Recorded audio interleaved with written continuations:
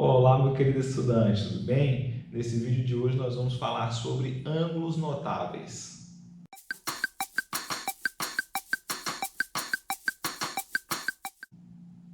Muito bem, na nossa aula anterior então nós falamos sobre trigonometria no triângulo retângulo, definimos justamente quem é o seno, o cosseno e a tangente de um ângulo e agora nós vamos aqui dar alguns exemplos de como calcular alguns senos, cossenos e tangentes de ângulos que são chamados ângulos notáveis. O primeiro deles que nós vamos olhar aqui são os ângulos de 30 e de 60 graus. Para isso, nós vamos então considerar um triângulo equilátero, ou seja, um triângulo cujas medidas dos lados são todas iguais. No meu caso aqui, mede L, certo?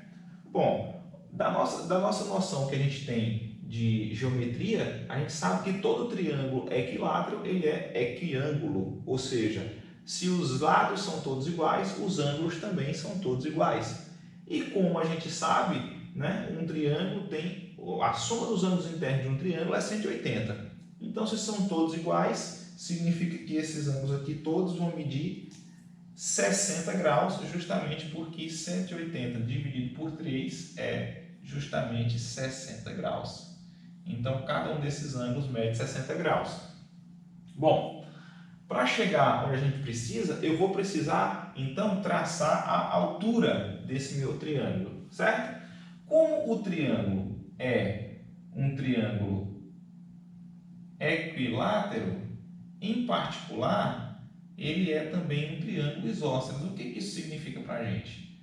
Um triângulo isósceles é um triângulo cujos ângulos da base, tem dois lados iguais. Né? No caso aqui a gente tem três lados iguais, mas em particular dois lados são iguais.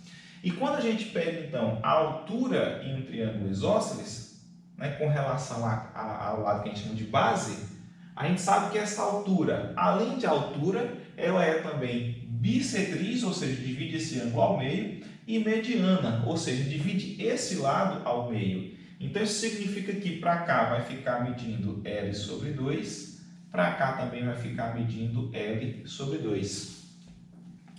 E dividiu o nosso ângulo de 60 graus ao meio, ou seja, esse ângulo aqui ficou medindo 30 graus. Bom, a gente tem aqui então uma medida da altura, que a gente ainda não sabe qual é, precisa determinar, mas uma vez determinada, eu posso utilizar então o meu triângulo, né? Aqui eu vou chamar de H, eu posso então usar o meu triângulo CHB como sendo, né, um triângulo onde eu posso calcular as medidas do seno e do cosseno e também da tangente dos ângulos de 30 e 60 graus. E é o que nós vamos fazer agora. Bom, como se trata de um triângulo equilátero, a gente poderia simplesmente argumentar que a altura, né, a gente tem uma fórmula para a altura do triângulo equilátero, a altura seria simplesmente L raiz de 3 sobre 2. Mas caso você não saiba essa fórmula, você pode deduzi-la simplesmente utilizando o Teorema de Pitágoras. Por quê? Pelo Teorema de Pitágoras, a gente tem que L ao quadrado é igual a H ao quadrado mais L sobre 2 ao quadrado. Então, pelo Teorema de Pitágoras,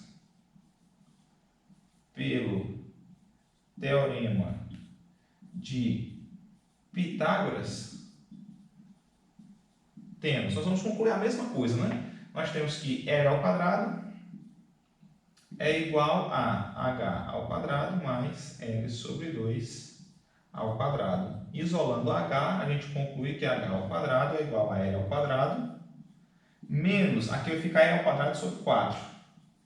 L ao quadrado sobre 4. Que, por sua vez, isso aqui o MMC seria 4, né? Então fica 4L ao quadrado sobre 4. 4 menos 1 é 3, então é 3L ao quadrado sobre 4. Consequentemente, se você tirar a raiz quadrada, você conclui que H vai ficar a raiz quadrada de 3L ao quadrado, então o L sai, fica simplesmente L raiz de 3 dividido pela raiz quadrada de 4, que é 2. Então, a partir dessa medida aqui, a gente pode determinar, por exemplo, quem é o cosseno de 30 ou quem é o seno de 60. Né? Então, vamos determinar todos esses valores. Quem que vai ser o seno de 30? Não vai nem precisar usar esse agora, né? No seno de 30 você nem usa. No seno de 30, quem é o seno de 30? É o cateto oposto, né? Ou seja, é L sobre 2. Né? L sobre 2. dividido pela hipotenusa. Quem que é a hipotenusa? É L. Ou seja, isso é L sobre 2 vezes 1 sobre L, porque você conserva a primeira e multiplica pelo inverso da segunda, como aqui não tem fração, pressupõe-se que o denominador é 1, então por isso que a gente inverteu. Então você pode simplificar L com L, você fica simplesmente com 1 meio, ou seja, o seno de 30 é 1 meio, não depende de L, certo? Muito bem, quem que é o cosseno? Quem que é o cosseno de 30? O cosseno de 30, pelo que nós acabamos de ver, é o cateto adjacente, que é a altura, que mede L raiz de 3 sobre 2, L raiz de 3 sobre 2, dividido pela hipotenusa, que mais uma vez é L. Ou seja, você conserva L raiz de 3 sobre 2 e multiplica pelo inverso de L. Novamente você simplifica L com L, fica simplesmente então como resultado raiz de 3 sobre 2. Muito bem, a gente pode aqui também calcular. Bom, o outro a gente pode utilizar as propriedades que a gente tem, né, que a gente desenvolveu na nossa aula anterior. Por quê? Porque 30 e 60 são complementares. Então, se o seno de 30 é 1 meio, então o cosseno de 60 também é 1 meio. Né? Como o seno de 30 é 1 meio, isso aqui implica, né, que o seno de 30 é igual a 1 meio. Utilizando as propriedades que nós estudamos na aula anterior, então o cosseno de 90 menos 30, ou seja, o cosseno de 60, também é 1 meio. E aqui a gente chega na mesma conclusão, já que o cosseno de 30 é raiz de 3 sobre 2, consequentemente o seno de 90 menos 30, ou seja, o seno de 60, também é raiz de 3 sobre 2. Você também poderia concluir isso usando aqui as relações aqui no próprio triângulo, uma vez que o cateto oposto de 70 é L raiz de 3 sobre 2, e aí seria dividido por L. Muito bem, a gente pode ainda determinar o valor da tangente, né, de 30 e de 60 por meio daqui do nosso triângulo, ou também a gente pode utilizar a relação que tangente é seno sobre cosseno, certo? Então nós vamos fazer isso depois, vamos utilizar a relação, vamos calcular aqui agora então o seno de 45, e para isso nós vamos utilizar essa outra figura, ok? Muito bem, vamos lá. Para calcular o seno de 45, eu tomei aqui um triângulo retângulo, porém isósceles, ou seja, as medidas dos catetos são iguais. Toda vez que a gente tem um triângulo isósceles, a gente sabe que os ângulos da base são iguais. Mas esses ângulos da base, eles também são os meus ângulos aqui, que são complementares, ou seja, a soma deles é 90 graus, né? Porque eu estou num triângulo retângulo. Então, cada um deles mede necessariamente 45 graus, certo? Então, se eu quero saber, por exemplo, quem é o valor da tangente de 45, basta dividir o cateto adjacente pelo cateto oposto pelo cateto adjacente e eu já concluo quem é a tangente. Mas para determinar quem é o seno e o cosseno, eu vou precisar da medida da hipotenusa. Como você pode perceber, esse triângulo aqui, a hipotenusa é exatamente a diagonal de um quadrado. E a gente sabe que a diagonal de um quadrado mede L raiz de 2. Caso você não conheça esse resultado, você pode aplicar o teorema de Pitágoras. E aí você chega nessa conclusão. Semelhante ao que a gente fez aqui para determinar a altura do triângulo equilátero. Mas para ficar um pouquinho mais rápido, eu vou apenas utilizar aqui L raiz de 2. E aí a gente pode já calcular quem é o seno e quem é o cosseno de 45. Então, o seno de 45 é cateto oposto, né, L, dividido por hipotenusa, L raiz de 2. Certo? Ou seja, isso eu posso simplificar L com L, fica simplesmente 1 sobre raiz de 2. Entretanto, a gente sabe que não é comum, não é elegante deixar radicais no denominador de uma fração. Então, a gente vai fazer o processo que a gente conhece como racionalização. Ou seja, eu vou multiplicar pela raiz de 2 no numerador e no denominador, a fim de eliminar o radical no denominador. Ou seja, isso aqui vai ficar 1 sobre raiz de 2 vezes raiz de 2 sobre raiz de 2. Quando você multiplica no numerador e no denominador, você não altera a fração. Então aqui fica raiz de 2 e aqui fica raiz de 2 vezes raiz de 2, ou seja, raiz de 4, que é 2. Então a conclusão é que o seno de 45 graus é